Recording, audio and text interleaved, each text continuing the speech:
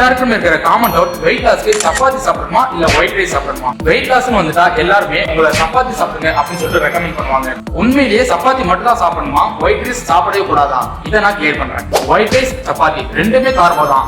White ரைஸ்ல fibre content கம்மியா இருக்கும், சப்பாத்தில fibre content அதிகமா இருக்கும். ஒயிட் ரைஸை கம்பேர் பண்றப்ப சப்பாத்தில உங்களுக்கு ஃபைபர் கண்டென்ட் அதிகமா இருக்கிறதுனால உங்க டைஜஷன் ஸ்லோவாகி உங்களுக்கு எனர்ஜி கொடுக்கும்.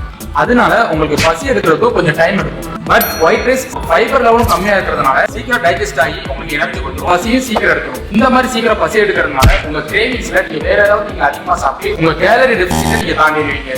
இந்த ரீசனால தான் எல்லாருமே ஒயிட் ரைஸ் விட சப்பாத்தியை ரெஃபர் பண்றாங்க. அதுக்காக ஒயிட் ரைஸ் நான் எடுக்கவே கூடாதா அப்படின்னா அப்படி இல்லை. நீங்க ஒயிட் ரைஸ் எடுக்கிறீங்க அப்படின்னா உங்க பிளேட்ல ஃபைபர், அதாவது கொஞ்சம் வெஜிடபிள்ஸ் கொஞ்சம் நிறைய ஆட் பண்ணிக்கோங்க. இதெல்லாம் தாண்டி எண்ட் ஆஃப் த டே நீங்க கேலரி டெபிசிட்ல இருக்கீங்களா அதுதான் முக்கியம். நீங்க சப்பாத்தி எடுத்தாலும் ஓகே தான், ஒயிட் ரைஸ் எடுத்தாலும் ஓகே தான். ஆனா வெயிட் லாஸ்க்கு கேலரி டெபிசிட்க்கு ஏற்ற மாதிரி நீங்க எதையாவது நீங்க செலக்ட் பண்ணி நீங்க சாப்பிடணும்.